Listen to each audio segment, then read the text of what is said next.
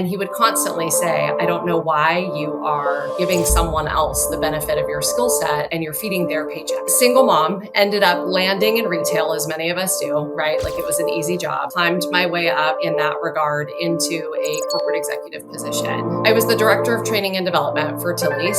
Shame on me if I don't leap at the opportunity to apply and step into a role that formally places me to do the things that I've been thinking about being important in my world. My guest today built her real estate business from the ground up in Fresno, California, with an equity-focused strategy, a commitment to deep community roots, and a content game that's earned her 13,000 followers and counting. She came into the real estate career from retail, which, if you know anything about reading people, moving fast, and staying relevant in a crowded market, is actually the perfect training ground. Today, she's a broker associate at eXp Realty, the founder of Valley Real Property, and she recently stepped into the role of chair of the eXp Pride Network, one of the largest communities inside of one eXp. Amanda Miller is here. Amanda, welcome. I'm so excited to get to have this conversation with you. Well, that was quite the intro, Wendy. Thank you so much. Likewise. Thank you for having me. Oh, you're very welcome. So I mentioned in that intro, you came into real estate from the retail industry. Tell us a little bit about that background. When did you start in real estate and what was that transition like? Yeah. So I first, I guess, how long do you have? So I, single mom, ended up landing in retail, as many of us do, right? Like it was an easy job. Climbed my way up in that regard into a corporate executive position. So I was the director of training and development for Tilly's. So I, served skate retail store. And prior to that, I spent 8 years with Gap Incorporated, also in a district level and a liaison between field stores and then also the corporate team. Fast forward, so single mom, raising boys, right? Just trying to keep my feet underneath me and then also feed a little bit into my own ambition and desire to grow and be a good positive example for them, right? Real estate was always something that I had thought of. And the reason being, my brother is an escrow officer, and that's the only career he's ever known. So he's been an escrow officer his entire adult life, right? And he would constantly say, I don't know why you are giving someone else the benefit of your skill set and you're feeding their paycheck, right? And you're just happy with this steady W-2. And I'm like, look, I have a company car, I have a company laptop, I have a 401k, I have benefits, I feel stable, secure, and everything I can plan and prep for. So real estate felt really risky for me. Right. And once I was able to look at my boys and say, okay, you're a little bit older, so now we're into high school, I was a little bit more open to this conversation. Now enter this interesting part in my life in my late 30s when I decided that I was going to take my hobbies into an employment perspective because I'm really good at that. Most of us high drive people are, right? So I decided I was going to be a cycling instructor. Okay. So I needed to be in a novice state. I wanted to be in a student state. I wanted to not be the boss. I wanted to learn. So I had a mentor. This mentor happened to introduce me to his wife, who is a top 1% loan originator in the United States. So enter that conversation. Fast forward, she introduced me to one of her great friends, which ended up being my business partner in real estate. So this was all in 2018. Okay. So I know our whole, most of our C-suite sits in a space where you've been in real estate your whole life, right? Yes. It's like you knew what you wanted to do. And I'm like, what is this world like, right? So I was in a place where there was a crossroads with retail, and ultimately I was being asked to relocate to Southern California. And my parents are a little bit older and they live here in Fresno. And, the cost of living here is super reasonable as it pertains to the rest of the state. Especially in California. Exactly. Exactly. And so it just made more sense to stay here and to figure out, what we could do. And I had to ask myself, what's the worst that can happen? Like if I don't thrive, if I don't by some chance thrive in this new arena, like my kids could get jobs, like we'll all be okay. Everybody's going to land on their own feet. What was that difference from you? Because you, even as a corporate exec, as you were rising in those ranks sort of in the corporate world, you were betting on yourself every day. Yep. But there is a difference from betting on yourself in a corporate environment to betting on yourself in a real estate sort of 1099 entrepreneurial environment. So what have you experienced in that difference in how you bet on yourself mindset from that corporate role to that 1099 entrepreneurial role as you made that transition? Because I think that is an important mindset shift that you've obviously navigated successfully. That is an insight that anybody listening to this that's trying to figure that out of like, can I do it? I've had a successful corporate career. Can I make that jump to entrepreneur? Could really benefit from hearing your insight on that.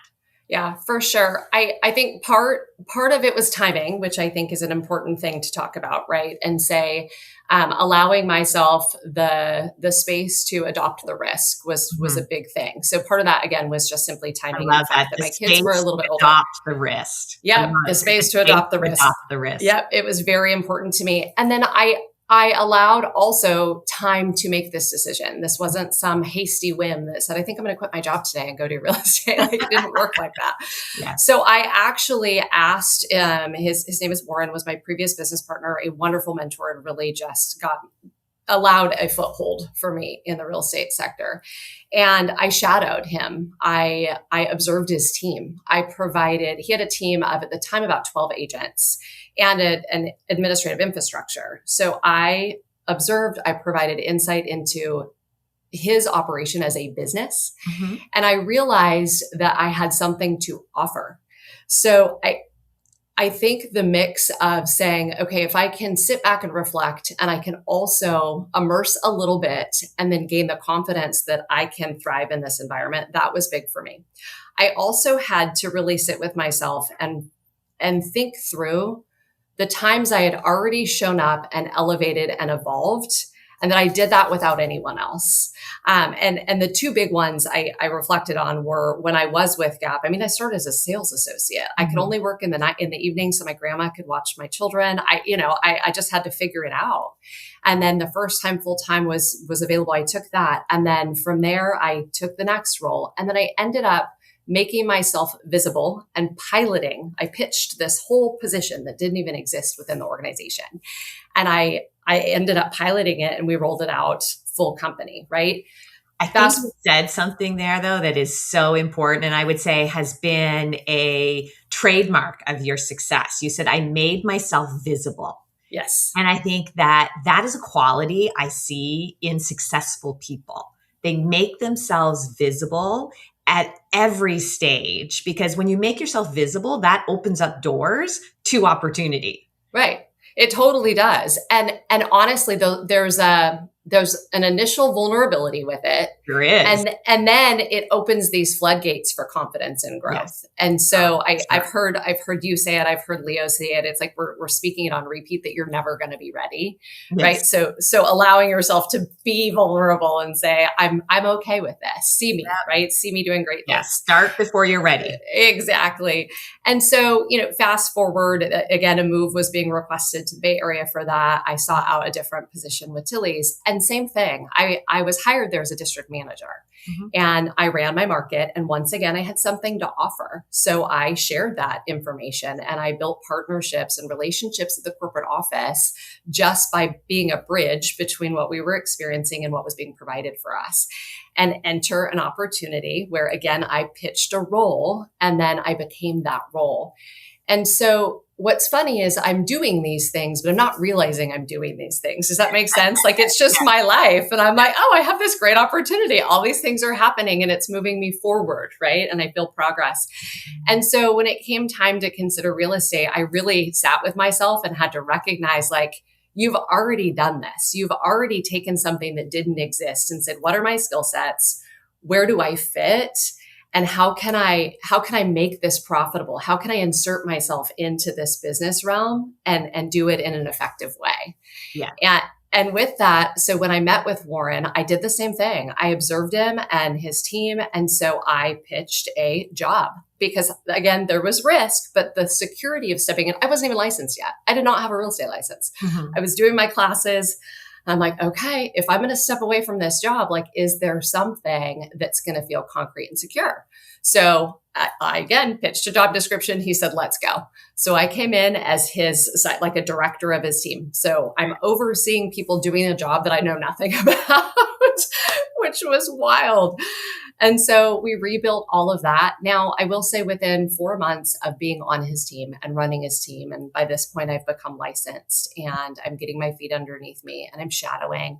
And he's a high volume producer. This man's been in real estate for 25 years, right? An excellent partner and friend. And he had a health issue and had to immediately be removed from the business very quickly for a temporary time. Okay. So when I say I had to just jump in and my wife calls it being the duck, right? So like on the top of the water, you're floating and you look serene, like you're gliding, and underneath you're just trying to survive. Yes. And I always think like, wow, that was me in that state. And so I took partners with my broker. I took partners with my team.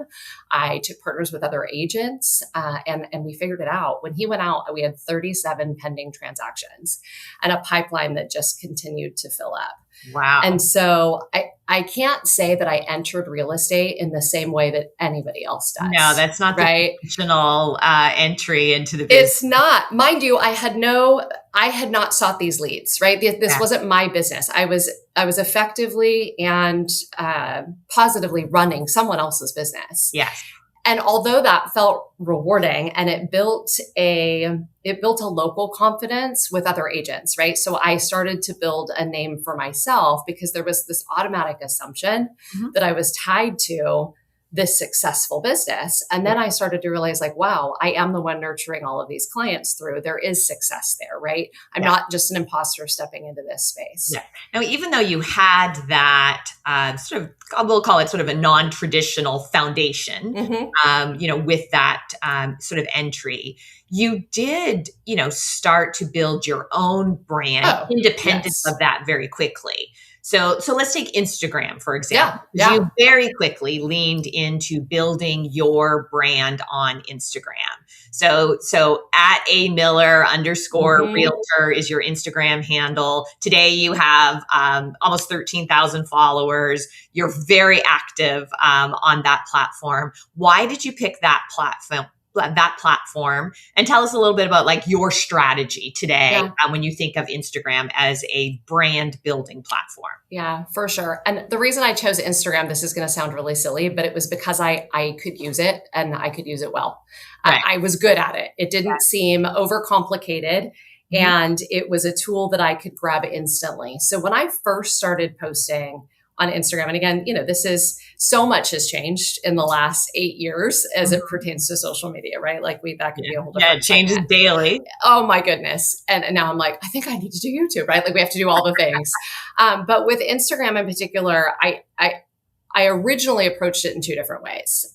I wanted to build a brand that felt professional and polished and kind of showed that side of me. But then I also, from the beginning, was willing and continued to infuse that with who I was. So there was always this strategy around, how do we place what we're doing and who we are in the real estate industry, but how do I humanize that on repeat? I love that. And I think that is so important. And I think a lot of agents struggle with that because they want the professional and the polished, but then they struggle with, then how do I humanize it? And how do I be me and bring my own personality and find that balance that feels authentic without taking away from the professional and the polished? Yeah. I think you've done a great job with that. Thank you. I think in the beginning, you overthink it, just like anything that we do. And then what's interesting is the more photo shoots you do, the more you get on, it's just time on task, right? And the nerves start to go away. You don't hyper criticize a photo. At this point, if somebody takes a photo of me and says, is this good? I don't care. Just post it. Right. I'm the same way. I'm like, my eyes are probably closed. I don't know. Just post it. To me, sometimes they'll be like, oh, Wendy, like, did you see this photo? Or like, oh, this should be, and I'm like, you know what? Like, I can't care. I have bad photos in real life. I have like bad moments. Like I'm very expressive. Like you're going to catch those moments and it is what it is, right? Yeah. Yeah. I typically say that is not the thing that's going to take me down today, right? That it can't be Exactly. that important. If that's the worst of the day, right? That's Exactly. okay. And I think I've always viewed social media as it's free marketing. I mean, obviously if you're paying for photo shoots and all of that, but you don't have to do that. So if you can open up your audience to thousands of people and show them who you are, what do you want them to know about you? Yes. And I want think people that to know all of it. we've probably both learned that sometimes the not the professional photo shoot content, that is the content that performs the best. And particularly in this moment on Instagram and on all of the platforms, it is the authentic, raw content that the algorithms are loving. So, Well, and the people are loving the yeah, comments. I mean, obviously the algorithms are pushing them to the people, right? But I mean, for example, last night it's 8 o'clock and I posted the fact that the day had been really long and sometimes you just settle for a cold chicken breast and some watermelon. And I'm eating it out of the Tupperware. Like it's on the counter. I had 30 comments this morning when I woke up yeah, over watermelon and cold chicken. yeah. And it just created conversation. And again, does that lead to business? It might, because now I built relationships through a social media platform because I was willing to be myself and just share silly stuff. Yes, yes. And that is that professional and polished with authentic and real and human. And those two things go together because you can be human and professional and polished. Like Yep. that is the like magic combination that leads to the engagement, that leads to the relationship, the transaction, the taking it online to offline. And that is where like, the business happens. No, for sure. And I think it's the same. I mean, we just referenced it in talking about the adoption and willingness to take on the risk. It's the same thing.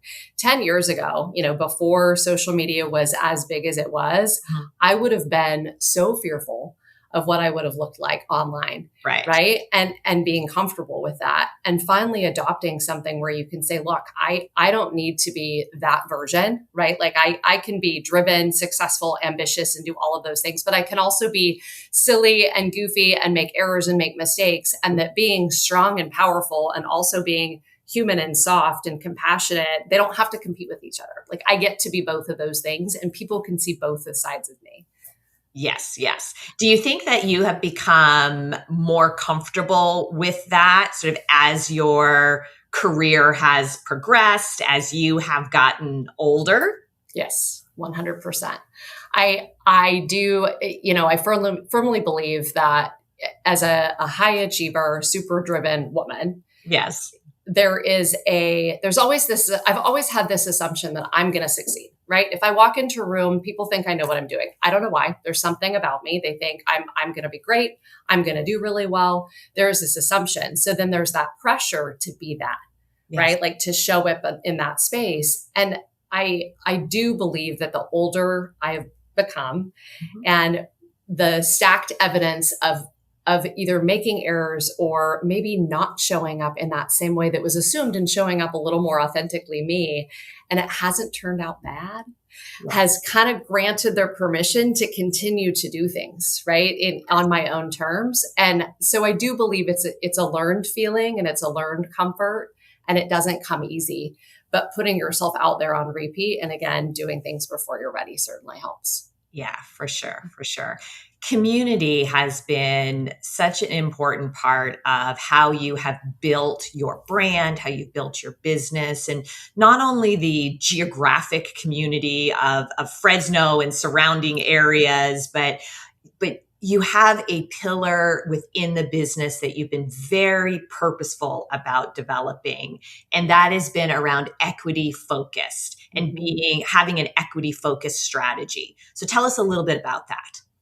Yeah, so it's interesting. I'm going to reflect and kudos to you. This is probably my favorite section of your book, right? Because I related and was like, yay, me, I'm doing great in this one.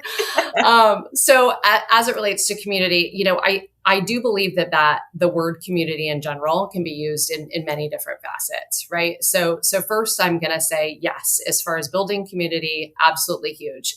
The most important sector to me was eliminating, and this is going to sound harsh, but it's real, eliminating people in my life that are draining or negative move through day to day with a victim mentality, right? Right. I think it may have been you, or maybe it was Holly at one point. I apologize if I'm misquoting, but somebody had intentionally spoken on like their cabinet or like their table of advisors in their life, right? Like, yes, yeah. And I call mine my personal board of directors, right? So it's like now I have this personal community of people where we subscribe to one another. Mm-hmm. So we are there for each other. So that small community has become something that is very important to me. Mm-hmm. Beyond that, I do think at a micro level, showing up for the people that you share demographic and geographic space with is incredibly important. And, often that can be in so many different ways, whether it's charity, whether it's being involved in a club, whether it's supporting small businesses, whether it's cheering people on Instagram, whatever that is to you, there's a way to do that is important and purposeful, right? Mm-hmm. Now, in terms of the equity component and conversation, this to me is incredibly important. And where the notion of this came from was obviously, we all love to help first-time home buyers, and we love to create home ownership. And this is what most of us really enjoy about the day-to-day job. And I do believe that that's a hyper-simplification. Ultimately, we are guiding people through building legacy and building something that can move them through life in a productive and financially stable way. Yeah. And so when I think about equity, it's equity in relationships, it's equity in community, and it's equity in actual physical assets. I love that. So I say all of my favorite EQs, right? So it's like equality, equity, and emotional intelligence, which you'll get an EQ out of that too, right? That's great. All my favorite EQs. All my favorite EQs. And so I do think, again, much like community, the word equity can be applied across the board. And I think that's why those words are so important to me, right? Because I do believe in educating and informing and ensuring that, any step that anyone is going to take, that they feel protected and that they are confident in every move they're making. That's great. And the fact that you have verbalized that like so powerfully is wonderful. So that is really great. Let's talk about another wonderful thing that you do and that you give back to community in such a powerful way. And that is the work that you do within OneEXP, and in particular with our EXP Pride Network. You just recently stepped into the chair role for the Pride Network. Tell us a little bit about that and what made you decide to step into that leadership role and what that's been like stepping into that role. Yeah, for sure. First, I feel it necessary because it aligns with everything we've talked about so far. Timing is really important. Yeah. I'm pretty transparent about the fact that if you were to go onto any of my social media feeds, you would always see that I have a wife and we've been married for a long time. And that's my family dynamic. We're in our 18th year. But in my business, I use the phrase, I've never really raised my rainbow flag and flown it around really high. Mm-hmm. And I do believe that twofold. One, I didn't necessarily think it mattered, right? At first. So it was kind of like, okay. Right. Why do I need to make a declaration? Why do I need to say, hey, by the way, I'm gay. And I think that's a really important thing for you to know, Mr. Consumer. Like that really never crossed my mind. Right. But the more time went by, the more I realized that there's an opportunity, and it started to feel a little bit like a responsibility. And I don't know why, but I did to demonstrate winning, to demonstrate success, to demonstrate visibility, we talked about again, and in terms of the LGBTQ plus community. Mm-hmm. And what's interesting is right as I started having some conversations locally, my coach had introduced me to Cameron. Mm-hmm. And at that point, my knowledge of OneEXP was slightly limited.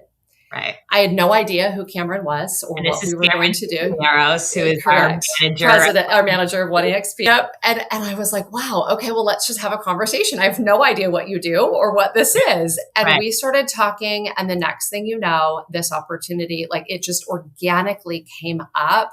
And all I kept thinking was, shame on me if I don't leap at the opportunity to apply and step into a role that formally places me to do the things that I've been thinking about being important in my world. So again, I believe, timing in the universe are sometimes aligned, and when implied action, you get there. Yeah. So the opportunity to me was huge. And it's about creating conversations for me. I typically say that change happens with movements, not moments.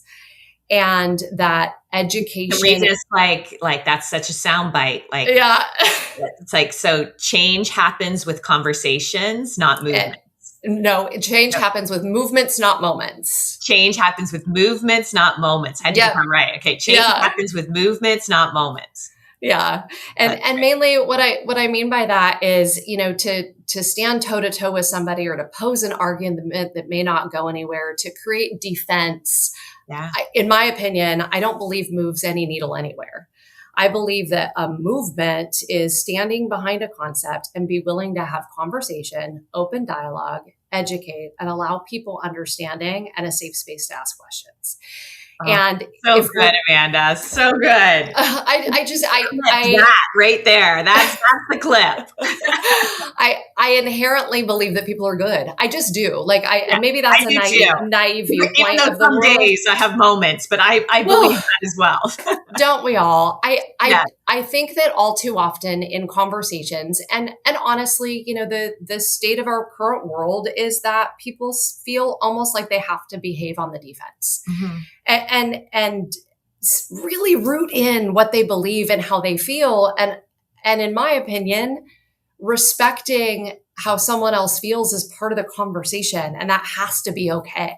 Yeah. And I also believe that based on our current state of society, we get hung up on words or labels or a level of vernacular that incites an immediate feeling of defense or frustration, instead of listening to the intent of a question or statement. I was recently in a conversation where a young man had said to me, the friend of mine was saying to him something around her belief, and the word that she used, I think she indicated a word they, like generalizing and grouping people. And it sounded stereotypical, and he got lost in that. And I simply said, look, stop for a moment and listen to the intent of the conversation. You're on the same side. Right. And instead of listening to the generally positive message and understanding that you're on the same side, you're hung up on a word that was used just due to sheer lack of education in that space and why it would be offensive. Yes. And so anyway, all of that to simply say, I am in this for a movement, and I know that it's all of 2 years. And if I can create some momentum behind, a playing field that does in fact feel flat, and saying, I invite you to have a conversation. If you have questions, let's answer them. I'm not going to get caught up in vernacular or words or things that may quote unquote trigger people. That's not who I am. I want to, one of my best friends literally said to me one day, Amanda, I'm really curious. When did you decide to be gay? And that is an opportunity for a conversation. It really is. And this is years ago. This is 10 years ago. Exactly. And I very easily could have, gone down some spiraled rabbit hole and indicated, we don't say that, you don't do that. I giggled and I'm like, I think what you're asking me is. Yeah. And it opened the door for inquiry. Conversations are important to have. Exactly. And I love what you're saying, that like, you want to have those, and that you're encouraging others to have those. We all need to do that, because seeking to understand is where we will gain acceptance, and we will then gain just the camaraderie, right? Mm-hmm. To be together and support one another. Yeah, absolutely. And that doesn't just go for LGBTQ+. I think just people in general, right? Open up conversation. People just don't ask people questions anymore. When you go to get to know someone, I don't want to know what you do for a living, right? I mean, that's surface level stuff. I want to know, What's important to you? Yeah. What lights you up? I mean, what are you incredibly passionate about? That helps me get to know Yes. someone. We are way too quick to make judgments, to make assumptions, to apply labels, Yep. and then just like move on without asking the questions. And if we ask the questions and really listen, we would really gain so much more understanding for the humans that we Yep. live our lives on this earth with. And Yes, I just think exactly. that that would be such a better way to coexist together. Well, and also shifting it back, it's also, and I hate to put something formal around it, but it's also a business strategy, right? Yes, This yes, applies it in is. life, day-to-day interactions, relationships, leadership in general, and business, Yes, and so being true. open to that. Let me Yeah. ask you a question that I ask all my guests, and that is, what do you think your personal X factor is? That sort of superpower that you have that you lean into that really like makes you you. Yeah. I would have to say meeting people where they are. So I guess the word would be external perspective, and using that to gain trust. So I know that's a lot of words, and it's more Mhm. about a behavior and kind of my inherent nature.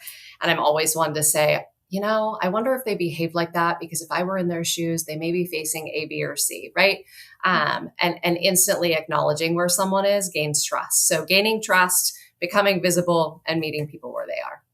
That is a great superpower, and I would say you definitely have that as your X factor. Amanda, how can people reach you? I know we mentioned your Instagram handle earlier, but tell us all the way that people can reach you, and we'll be sure to have that in the show notes. Yep, A Miller _ realtor. And other than that, my phone number and my email is attached to my Instagram. So if you want to find me, I'm very easy to find. Awesome. Well, I have so enjoyed this conversation. Thank you for joining us, and keep doing all the amazing things that you are doing. This has been just a great conversation. Thanks, Wendy. I appreciate the time for sure.